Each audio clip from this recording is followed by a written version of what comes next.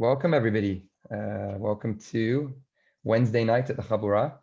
For those listening on YouTube, welcome. For those listening on the podcast, welcome. Please do make sure you've subscribed, leave your comments, and do please leave a rating, preferably a good one. We are very, very honored to have with us a very special guest. I came across Rabbi Daniel Roselaar about 4 years ago. It was actually an article that I had read online, and then Rabbi Dweck came and spoke at Ale Zion, his Bet Knesset. I think the first time was probably 2 years ago, and ever since, probably. Yeah. it's probably a bit more than that, right? 3 years ago, maybe. Yeah. And what was very telling for me about Rabbi Daniel Roselaar was the fact that modern Orthodoxy in the United Kingdom is very much growing to be a force to be reckoned with. And it's leaders like Rabbi Roselaar who have really helped develop modern Orthodoxy here in the UK. We're very honored to have him here tonight. And recently we had actually a Chabura Shabbaton in Hendon, and we were very honored that Ale Zion was one of the shuls that hosted Rabbi Dweck, our Rosh Bet Midrash, and a beautiful Seudah Shalishit that we had here at Ale Zion with some local communities joining as well. Tonight's topic is the status of Mechalalei Shabbat in contemporary times. We know that according to the Talmud and the Shulchan Aruch, desecrators of Shabbat should be regarded as apostates. For the past 200 years, a lack of Shabbat observance doesn't necessarily indicate a disbelief in the Almighty. So what we're doing tonight with Rabbi Roselaar is seeing how major Pasukim have dealt with this issue and the many halachic implications. Rabbi Roselaar is the Rav of Keilat Ale Zion in Hendon, London. He studied at Yeshivat Har Etzion in Israel under Rav Aaron Lichtenstein and Rav Yehuda Amital. He has Semicha from the Chief Rabbinate of Israel and an MA in Jewish education from London University. He posts a short halacha shiur most days on yutorah.org. Rabbi Roselaar, we're very honored to have you here, and we're looking forward to you being a regular on the Chabura's platform. So, bechavod, thank you very much.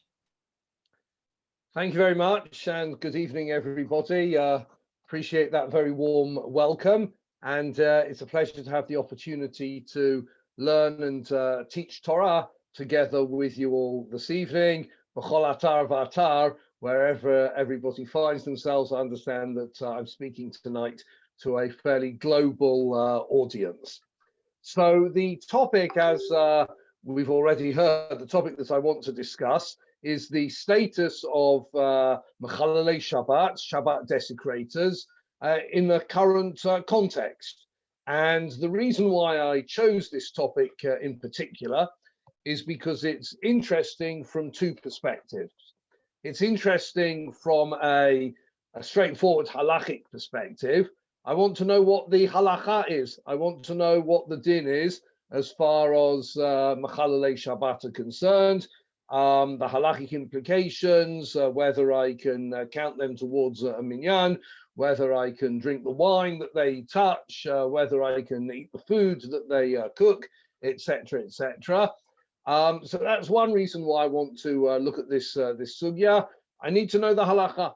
The second reason why I chose to learn this sugya with you this evening is because it's very interesting in terms of the development of halacha over the course of the past 200 years or so. And it's interesting to see how various poskim, or as perhaps we would say this evening, posakim would say, that how they've approached this issue in response to changing sociological conditions. Very often we talk about contemporary halachic issues. Indeed, in my own shul, I give a weekly share on contemporary halachic issues, and I've spoken many times in many contexts about contemporary halachic issues. And one of the observations that I often make is that what is it that makes something a contemporary issue rather than a timeless issue? Many halachic issues are timeless, whether or not I have to repeat Ya'aleh V'Yavo I'll repeat Birkat Hamazon if I missed out Ya'aleh V'Yavo, is a timeless question. That's not a contemporary question. What makes something a contemporary question? So it's either something which is new technologically, heart transplants, for example, organ donations. These are things that didn't exist 100 years ago. So it's a contemporary halachic issue. Or sometimes it's a changed sociological context, which turns it into being a contemporary issue. In terms of, there's nothing mechanically new in the situation, but it's the environment in which we find ourselves, which is going to define this as being a contemporary issue rather than necessarily a timeless issue. And what we're going to see is that this is very much a contemporary issue, and the Possukim have responded to the challenges of the era or the eras in different ways. And one states this with caution, but I think this is often true in a halachic context. Sometimes one can approach matters from an entirely clinical perspective without having an end goal in mind. And in other instances, the halachic decisors might well have an end goal in mind, and what they're looking for is to see if they can marshal sufficient sources to support their journey towards that end goal. And I would suggest that in this case, both for those who take a stringent approach and for those who take a lenient approach, that both parties or both camps, in actual fact, have to a large degree an end goal in sight. So that much is by way of introduction. And I want to start actually not with the very first source on the Daf Makorot, which you should be able to see, but the fourth source, which is from the Shulchan Aruch Orach Chaim Siman Shin Pei Hey. This is in Hilchot Eruvin.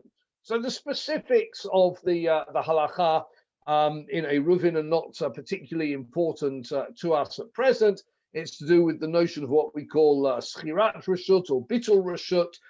If you've got an area in which Jews and Gentiles alike are resident, and the Shulchan Aruch there tells us that Yisrael mumar lavodate lilim or lechalel Shabbatot b'parhesia, that a Jew who is a mumar, that is usually translated as being an apostate, a Jew who has abandoned Judaism and has become an idolater or a Shabbat desecrator,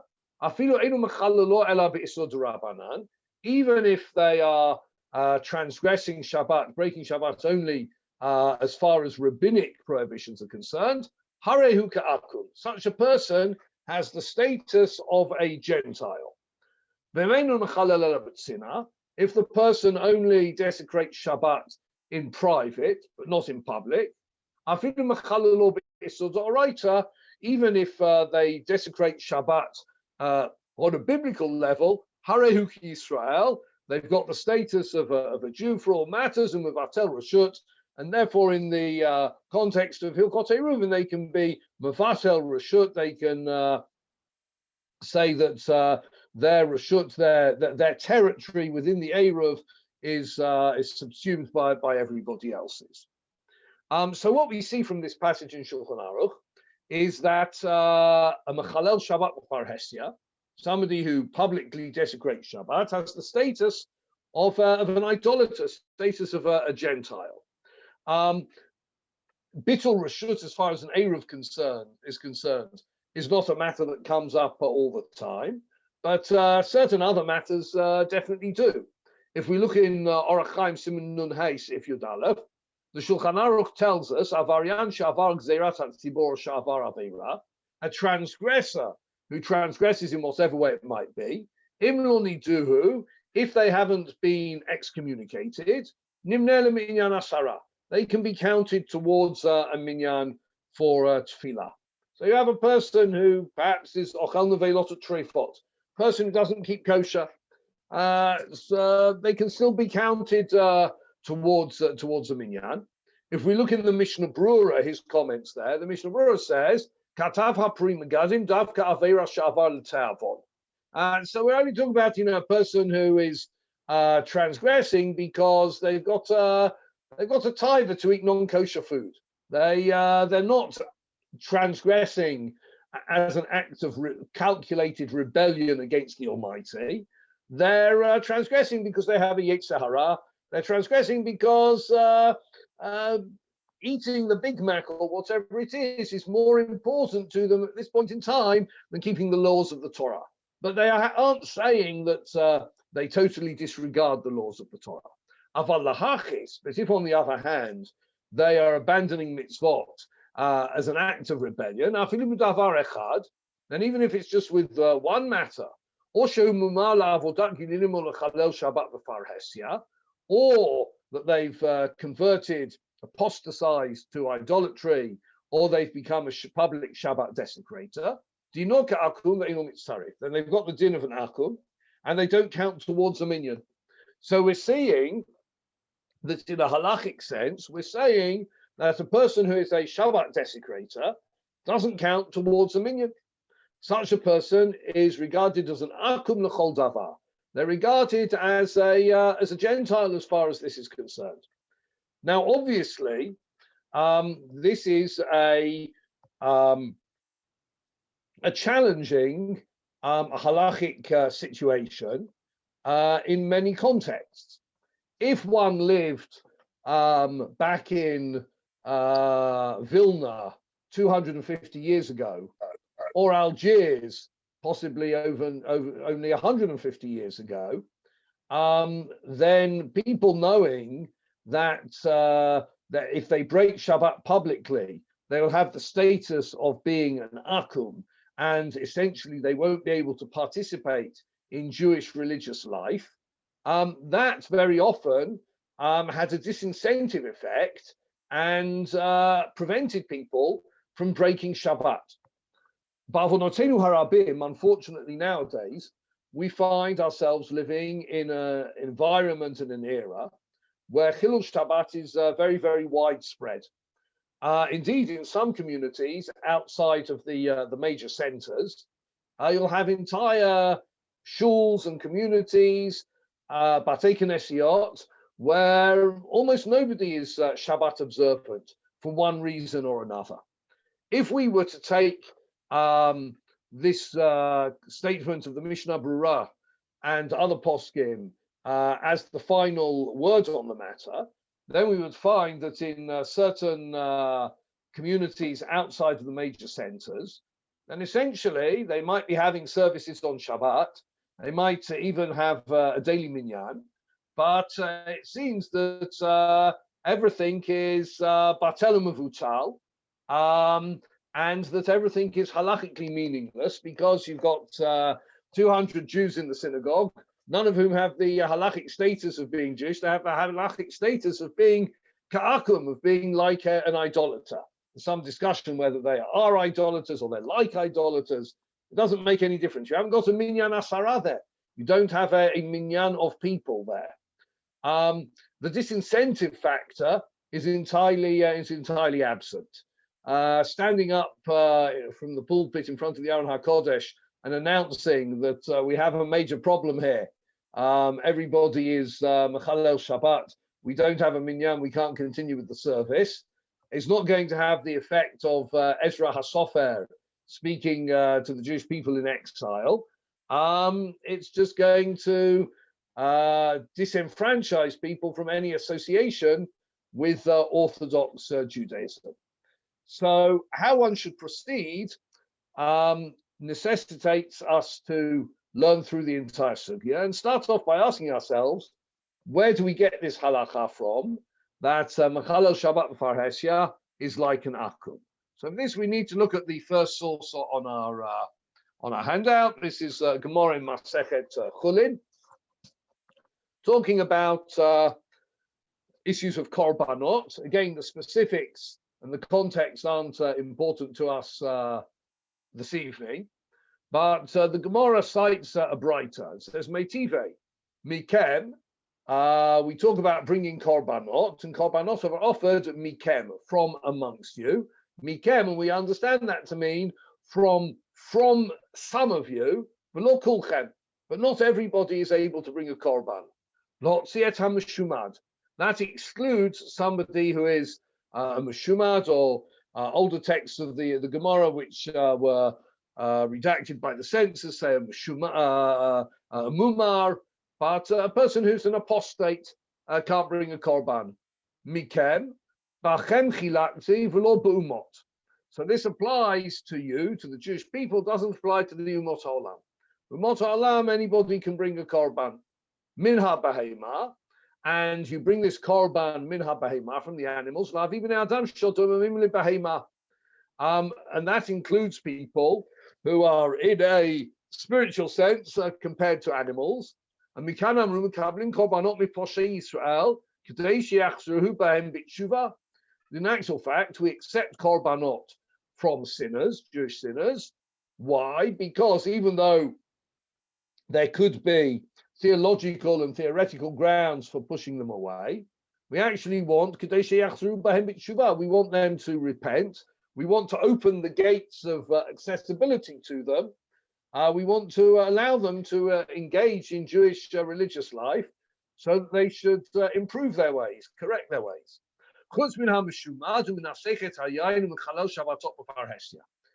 the exception of an apostate, a person who pours libations of wine for avodah zarah, and mechalel Shabbatot b'far hesia, a person who desecrates Shabbat in public.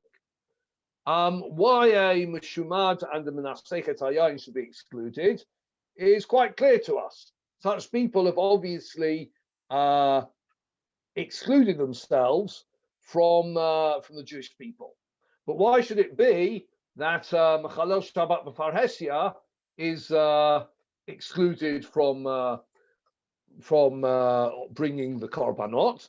Why is he essentially regarded in the same bracket as the Meshumad and the Menasechet Hayayin?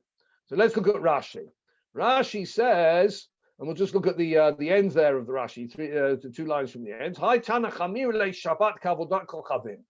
The reason why this Tana regards Chilul Shabbat as being as awful and as terrible as avodat kol chavim, ta'haved avodat kol chavim kofer b'hakadosh baruch hu, because a person who worships idols is rejecting HaKadosh Baruch Hu. V'hamachalel Shabbat kofer b'ma'asav. And likewise, a person who desecrates Shabbat is rejecting and denying the work of HaKadosh Baruch Hu. Umeid sheker shelo Shabbat HaKadosh Baruch Hu b'ma'aseh Bereshit.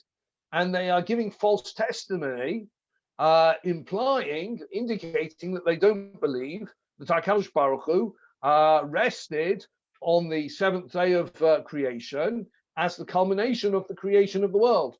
Shabbat observance is all about testifying and demonstrating our belief in HaKadosh Baruch Hu as creator of the world. And a person who doesn't observe Shabbat is thereby stating implicitly that they don't believe that HaKadosh Baruch Hu created the world in 7 days. However, one understands that 7 days, but they're stating that they don't believe that, and therefore they're disassociating themselves with a major tenet of Jewish belief. Let's also look at the Rambam. The Rambam at the very end of Hilchot Shabbat. Right at the end of Hilchot Shabbat, he says, "HaShabbat v'avodah zarah kol achat mishtehen shkula kineged shar kol mitzvot haTorah." Both Shabbat and idolatry are equal in severity to all the other mitzvot in the Torah. HaShabbat ha'ot sheben HaKadosh Baruch Hu v'eineinu la'olam. And Shabbat is an eternal sign between the Almighty and between us. V'chichach kol over al shar mitzvot haru b'klal rishei Yisrael. So a person who transgresses any other mitzvah is a wicked Jew. But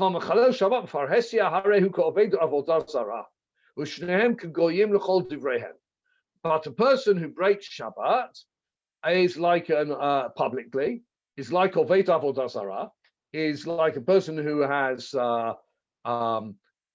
committed idolatry, and both idolater and Mechalel Shabbat Paresya Kugoyim L'chol Divrehen. They're like Gentiles for all halachic purposes. So we see so far the source for this this equivalence or for this ruling that Mechalel Shabbat has the status of an idolater.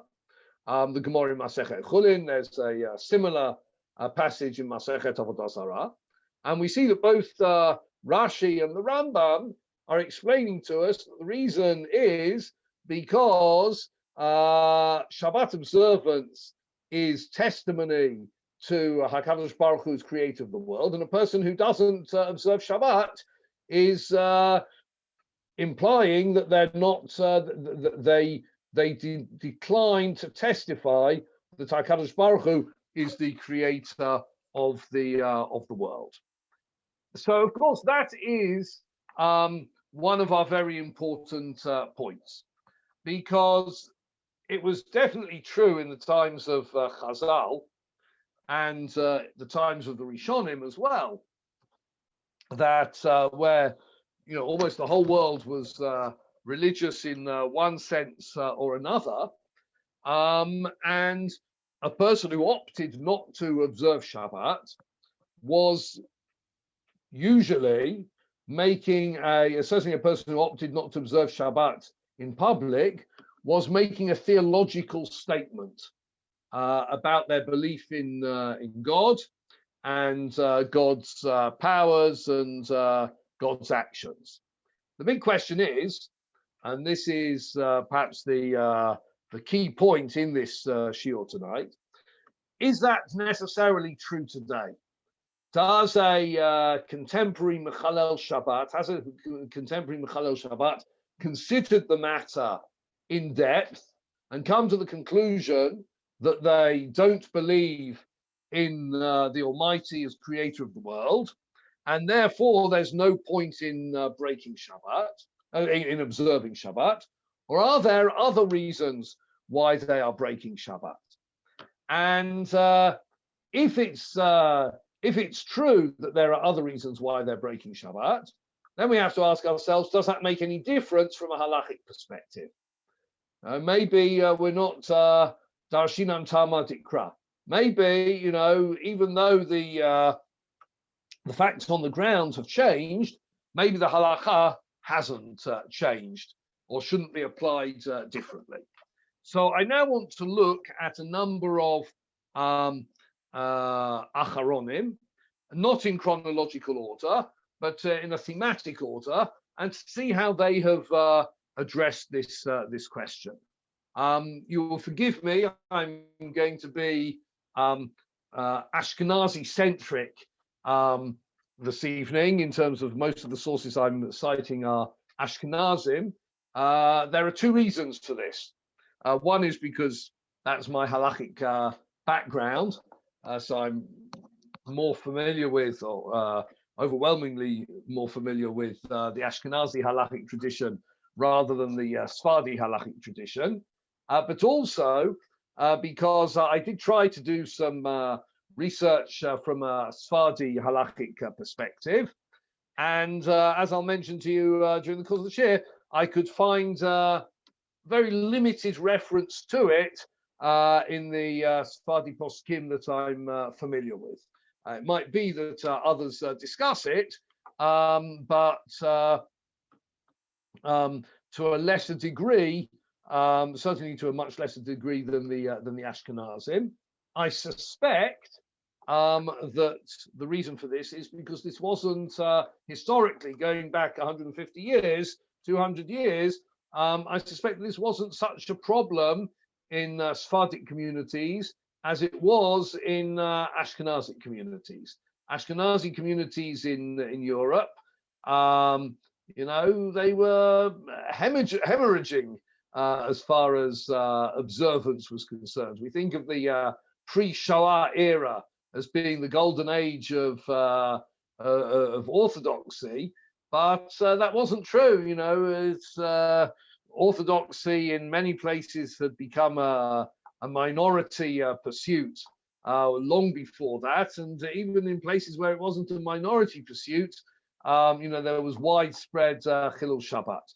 So I suspect that the situation wasn't as dire in the Sephardi communities as it was in the Ashkenazi communities, but perhaps an expert on Jewish history could tell me whether that theory is correct. So I want to start with the Tshuva of Rav Moshe Feinstein, one of the Gedolei Haposkim of the Ashkenazi community of the past couple of generations. Rav Moshe was nifter in the 1980s.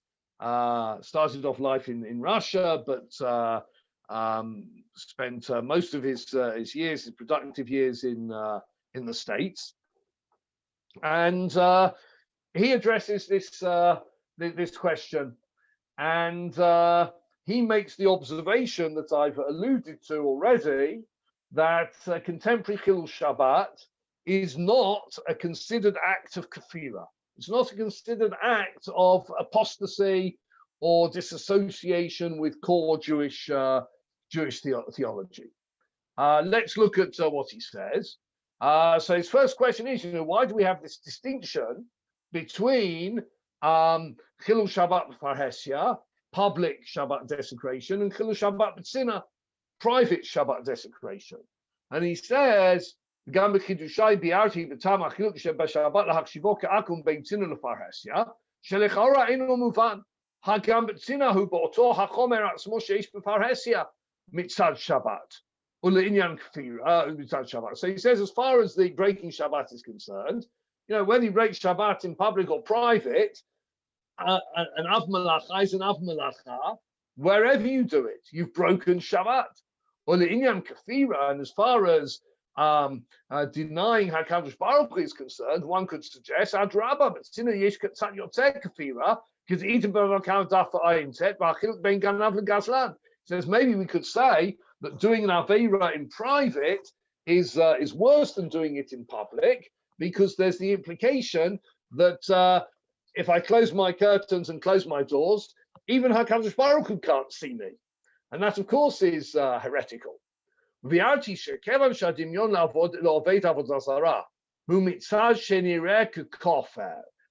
the point is that we're comparing Chilul Shabbat to idolatry, because in both cases you are being a heretic. So it's only relevant if that's why you're being Mechalel Shabbat.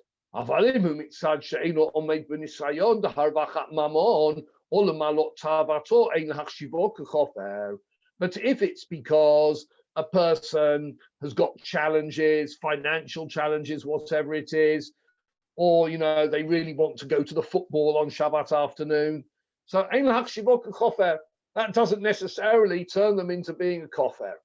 That's the reason why they're breaking Shabbat is just because something else is more exciting or more important to them at this juncture in their lives. But it's not because they are making a conscious decision to reject the notion of HaKadosh Baruch Hu as creator. You have to remember that Rav Moshe Feinstein lived on the Lower East Side in New York. It was a well-known phenomena in the first part of the 20th century. People coming from Europe to America, coming from observant lives, finding themselves penniless on the streets of New York, and the only jobs that they could get were jobs which required them to work on Shabbat. Some people were willing to be fired from their job every Monday morning when they came into work because they hadn't been there the previous Saturday. But others, with a family to feed and the like, just felt too challenged by that situation, and against their better feelings, they ended up being Mechalel Shabbat. It's possible that Rav Moshe had this in mind as he was writing this tshuva. A person who's come from Europe, from an observant life, who's doing their best to lay tefillin every day, to eat kosher, to send their kids to Talmud Torah after school, etc., etc. And they're working on Shabbat because they feel they have to in order to be able to survive. Do we really want to say that such people are kofrim? Such people are regarded as akum? Obviously not. Therefore, if they're breaking Shabbat, but sinner, if they're doing this in private, then we can say it's just lemalot tavato. It's only to because they feel the need to.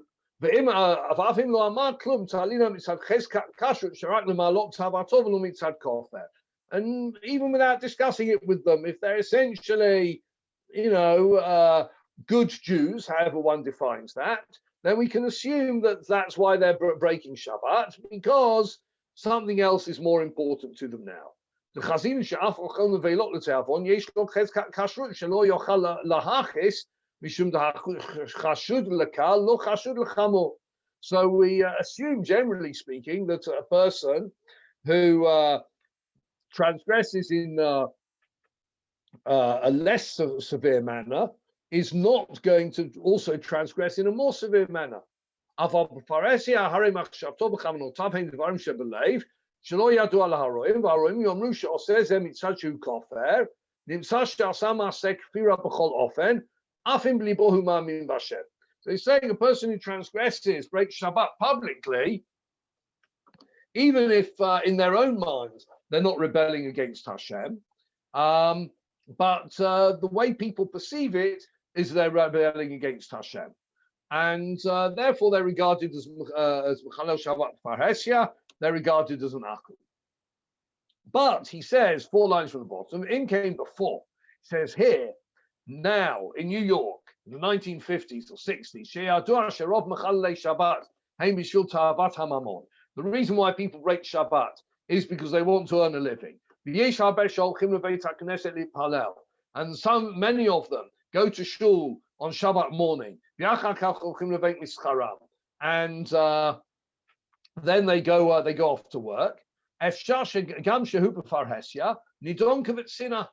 it's possible that even though they're doing this publicly, we'll regard this as chilul Shabbat b'tzina privately. Person who sees them doing this won't say that they are that they're rejecting HaKadosh Baruch Hu, that they're being heretical. This person's clearly not a heretic. This person is going to shul on Shabbat morning, davening Shachrit Amidah, Musaf Amidah, and then they're going to work.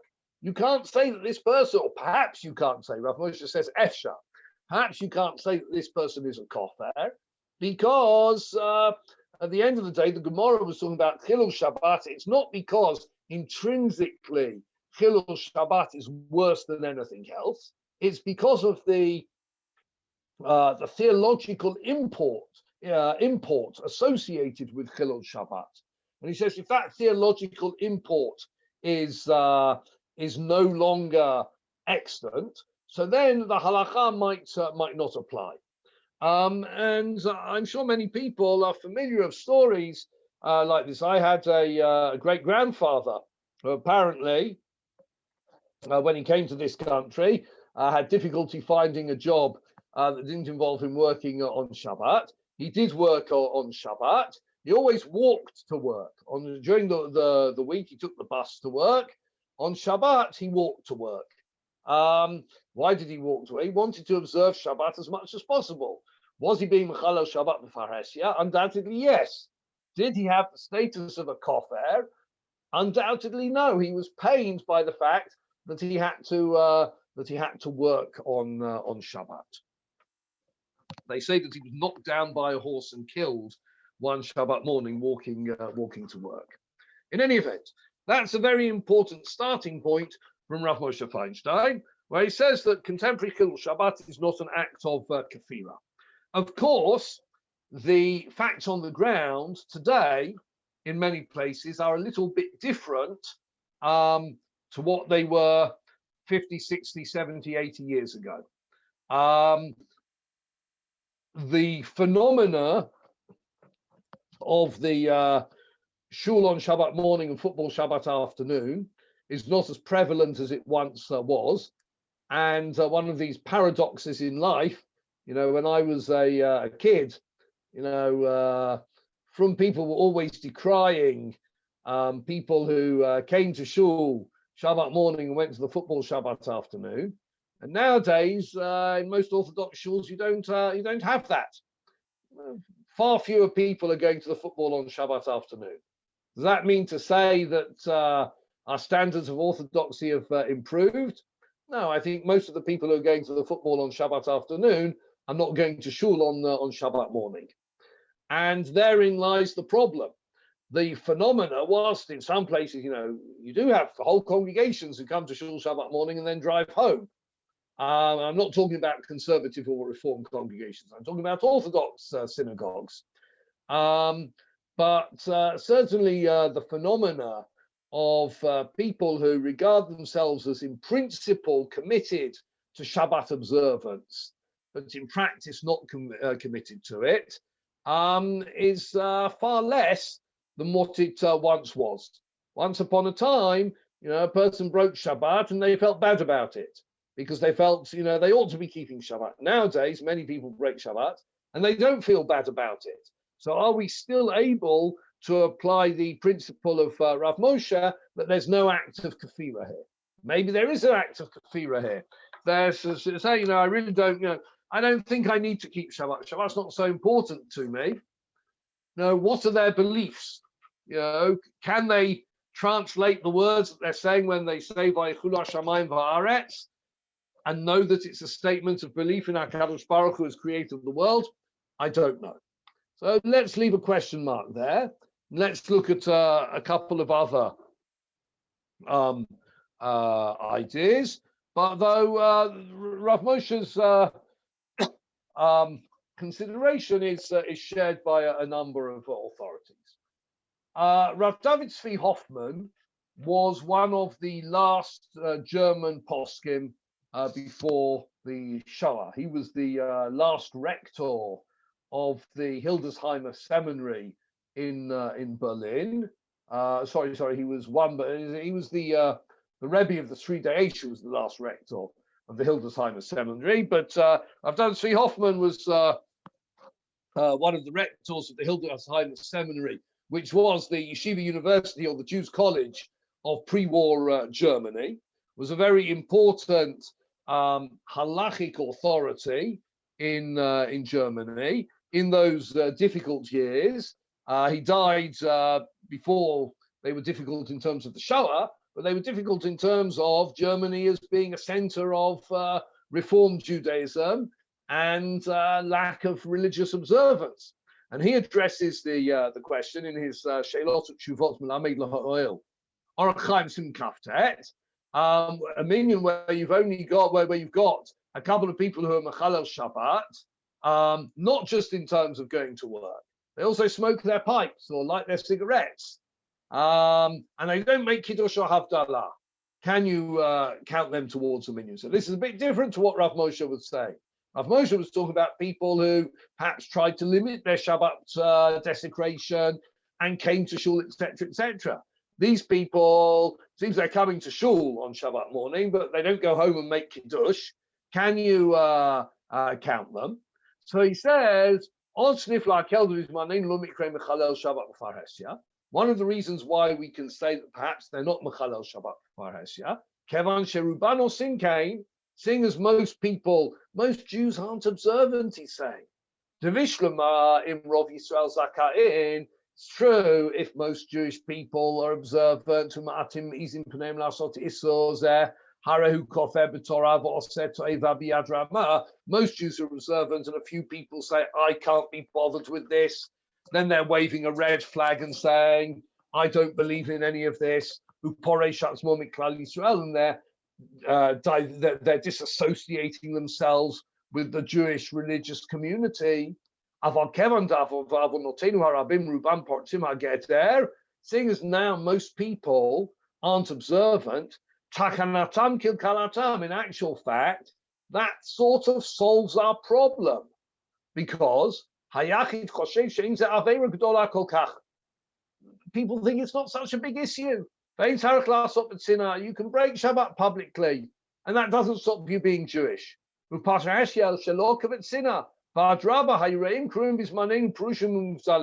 you're from, you're thought of being a Meshugana. And if you're not from, to use Ashkenazi terminology, so then that's the way everybody does it. So Rav David Tzvi Hoffman is saying that paradoxically, widespread Chilul Shabbat actually addresses our problems. When overwhelmingly people are Shabbat observant, then a person who's not Shabbat observant breaks Shabbat. That's an act of rebellion. But where most people don't keep Shabbat, then people don't realize that it's so important. You have contemporary issues, nowadays, even in Orthodox communities. I don't want to go into any details, but you've got certain things which are observed more in the breach, honored more in the breach than the observance thereof, and people don't think there's anything terribly wrong with it. And that's the situation with Chilul Shabbat as well. So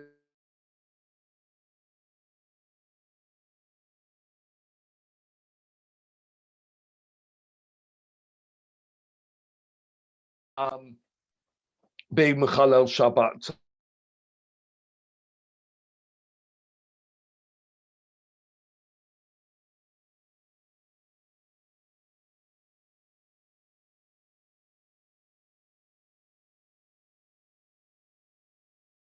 Great Ashkenazi halachists of the 18th century and early 19th century. He addresses the shocking situation. We tend to think sort of sometimes now, as I said earlier on, back in the old days, everything was, was wonderful, and it's only now that we face these problems. Talks about the case of a mohel who was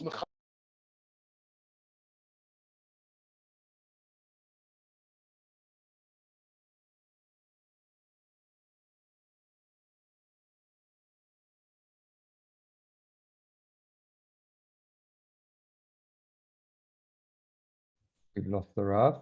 We'll just wait for him to come back on. Sorry, I'm here. There we go. Sorry, got muted there, not sure how. Okay, so Rabbi Akiva Eiger discusses the case of a mohel who was Mechalel Shabbat b'far Hesia. And he's great mohel, and everybody wants him to be the mohel for their children. If this were to happen in London today, he'd be chased out of town. Nobody would let him, no Orthodox community would let him act as a mohel. Rabbi Akiva Eiger, 250 years ago, was dealing with this situation. And he's asked the question, how should we regard such a mohel? Should we regard it as if this Brit Milah has been done by an akum, in which case it's certainly not allowed to do such a Brit Milah? And there's a question whether you would need hatafat dam Brit, drawing a drop of blood afterwards if such a Brit had been done. And he makes the interesting observation, again, that the problem sort of solves itself. He makes the observation, he suggests that there's ground to say that you're not regarded as a Mechalel Shabbat b'far Hesia unless you do it in parhesia of 10 observant Jews. In terms of, it's not regarded as being public unless it's done in the presence of 10 observant Jews. People might know about it, but it needs to be people who are kosher to give edut, who could come to court and say, we saw Ploni Almoni breaking Shabbat. So see, if you've got widespread Chilul Shabbat, this person is never Mechalel Shabbat in the presence of 10 observant Jews, then in actual fact, it might be, because everybody's Mechalel Shabbat, so then you kind of solve the problem again, because everybody's Mechalel Shabbat, and therefore he hasn't done it in the presence in the presence of 10 observant Jews. So if you think about the Jew who lives in Limerick, you've got 3 Jews living in Limerick in Ireland, or in somewhere else in the middle of nowhere. So you've got 10 Jews or 100 Jews. You know, very often in these out of town communities, you might have a reasonable sized Jewish community, but really only 2 or 3 people who are observant. Everybody else is breaking Shabbat. They're never breaking Shabbat in the presence of 10 observant Jews. So Rabbi Akiva Eger says that he's approaching it from a very different perspective to Rav Moshe Feinstein and Rav David Tzvi Hoffman. They were addressing it from a theological perspective. He's addressing it from a technical perspective. He's saying that I don't know what this person's theology is. I'm not even getting into theology. I don't know how interested Rabbi Akiva Eger was in theology, to be honest. But I'm looking from a technical halachic perspective. Is this, if this person, is called on to be, Mekadesh Shem Shamayim Barabim, okay, that has to be done in the presence of 10 Jews. You wouldn't have to give up your life because there aren't 10 observant Jews. Likewise, a person who is Mechalel Shabbat only in the presence of non-Orthodox Jews, then isn't regarded as Mechalel Shabbat Afar Hesia. Again, the realities on the ground today might be, in northwest London, might be different to Limerick or to Nashville, Tennessee, but it's an important principle to be aware of. Chief Rabbi Uziel, Rishon Zion, in Israel, in Mishpatei Uziel, Krach Gimel, or Chaim Simon Nun Vav, he takes issue with this. He says that that's not true. It's only true in certain cases that you need to have 10 people who are Shabbat observant to make the others regarded as being B'far Hesia. But as far as this is concerned, as far as Mechalel Shabbat is concerned, you don't need it to be in the presence of 10 people who are Shomrei Shabbat, and he doesn't accept the contention of the Nodar Bihuda. Let's now go back to the contention of Rabbi Akiva Eger. Let's go now back to the Binyan Sion. The Binyan Sion was also one of the very important German poskim, Rabbi Yaakov Etzlinger, who lived in the first part of the 19th century, and he addressed this question also because he was stuck. Lots of people showing up to shul without, but not being Shomrei Shabbat. And he says we've got 2 things that we can consider here. One is, as we've mentioned previously, they are making Kiddush and Havdalah and saying Tefillot, in which case they're clearly not kofrim, they're clearly not denying the existence of HaKadosh Baruch Hu and his role in the world. As I've said, whether or not that would apply in a contemporary context, I don't know. But his first consideration is very, very important. His first consideration is, it says, he says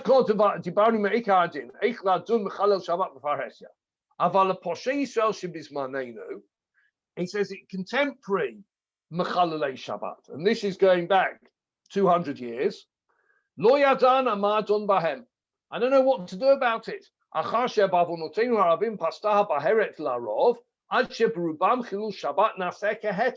Most people who are Mechalel Shabbat, they don't even think there's anything wrong with it. Unless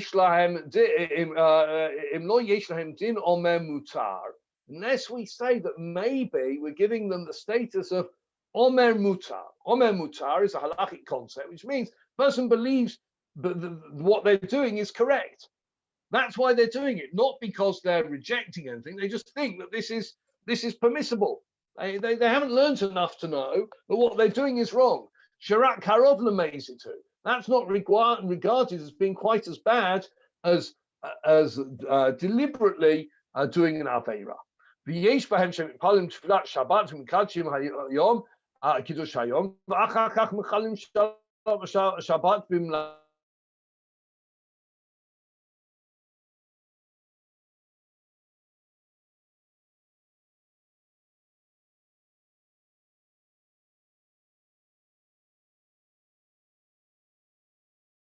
Well, and if we look in the middle of the paragraph, he says that it's very possible that Shabbat. It's very possible they're not regarded as apostates, even though they break Shabbat, because they're just behaving in the way that they were poorly educated to behave.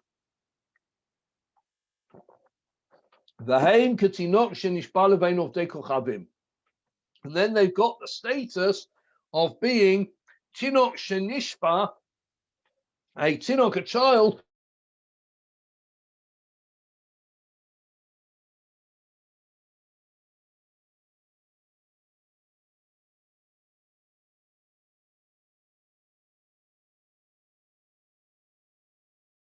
Shabbat, Tinok Shenishpa ben Hagoyim, has got the status of a Jew, even though they've never kept Shabbat their entire life.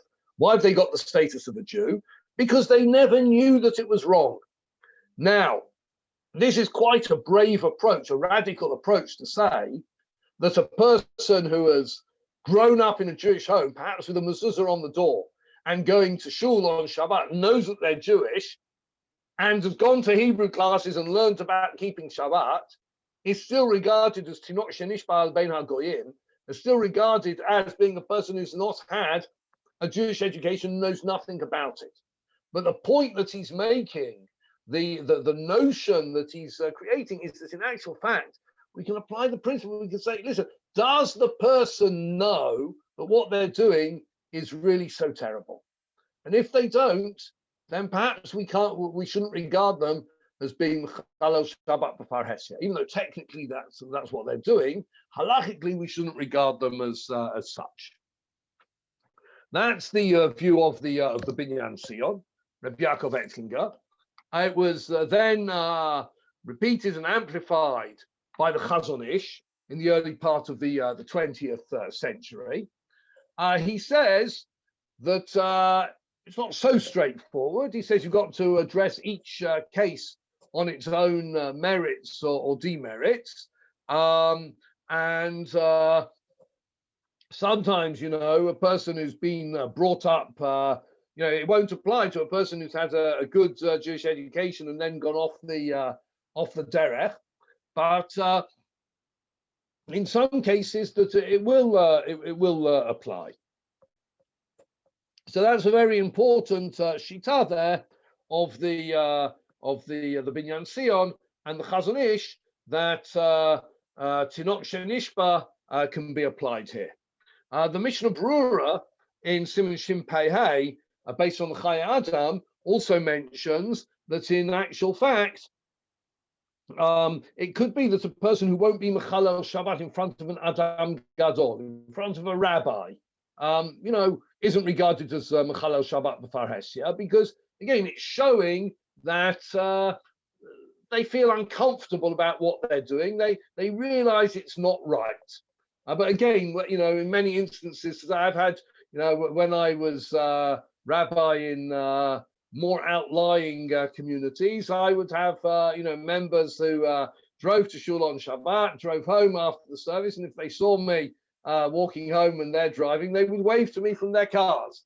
There were others, of course, who, pulled their coats up over their heads so that I wouldn't see them.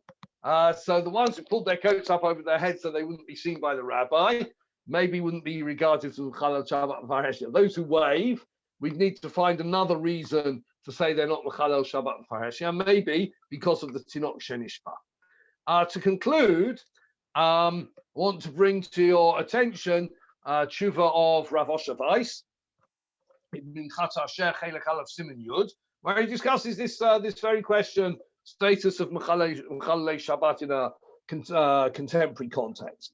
And he addresses the fact that perhaps the facts on the ground are a bit different to what they were 250 years ago in the times of the Binyan Sion, or 100 years ago or 80 years ago when Rav Moshe Feinstein was writing.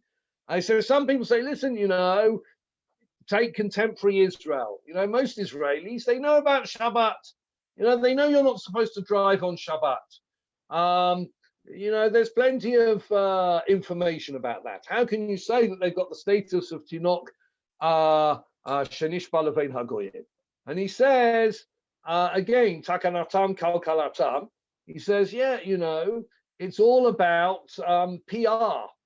And it's true, there's lots of information out there in the media about the importance of keeping Shabbat. But there's also lots of negative publicity about orthodoxy. Orthodoxy doesn't always get a good press as far as PR is concerned. And, just people don't think that this is something they need to do. If you look at his final line, he says, you can have a person who knows that, there's a mitzvah not to break Shabbat. They need to recognize its importance. If people have been brought up in an environment where, Shabbat observance is,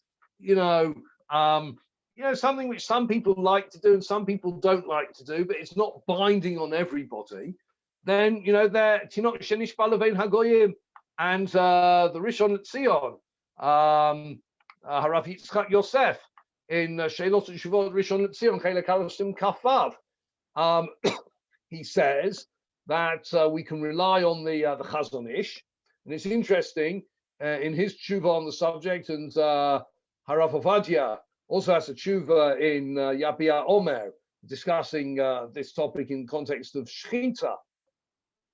I think it's Yabia Omer Chelek Aleph Yoreter Siman Yud Aleph. Neither of them quote a lot of Sephardi authorities. It's kind of interesting. They build their theses on the Ashkenazi poskim. I think it's not an issue that, as I said earlier, I think it's not an issue that was really addressed by the Sephardim because it wasn't such a big issue for them. Or it was easier for them just to say, listen, we can still put our foot down and insist that people keep Shabbat at least as much as possible. It was a much more traditional community for much longer. And he says, nowadays, we can't live Judaism like we would like to. Lots of people are influenced by the Chiloni media. The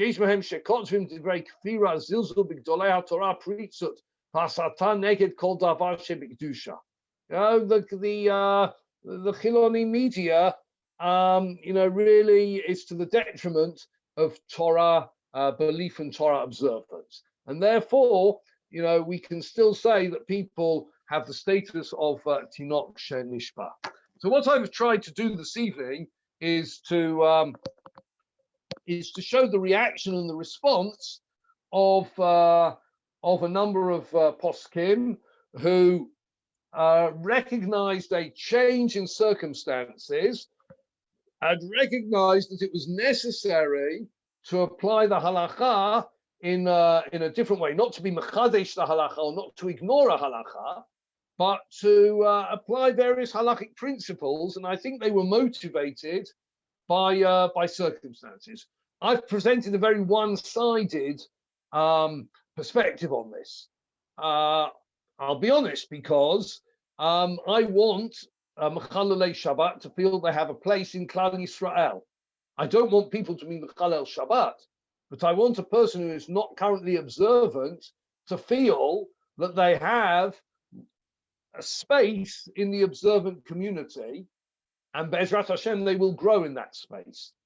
Other poskim, for example, the Chatam Sofer and Udaime, again, when they were fighting very fiercely to stop Chilul Shabbat,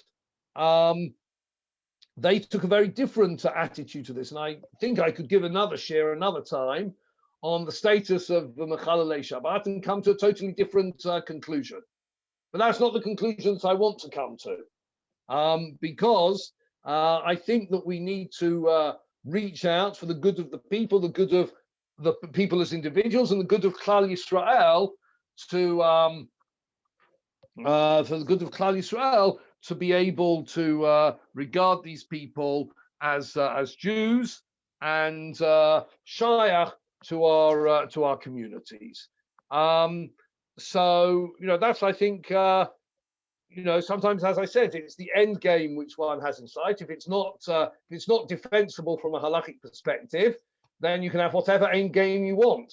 But in some instances, it is defensible, and I think it could be that if one lives in Bnei Brak and finds one Mechalel Shabbat who won't respond to words of admonition or to a welcoming arm, that it's correct to let them know that they'll be regarded as an akum l'chol davar. But I think in the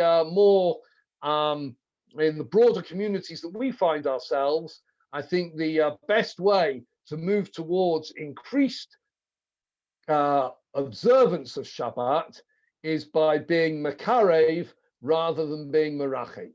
And I hope I've managed to present this evening halachic grounds that we can indeed be makarev. Thank you so much.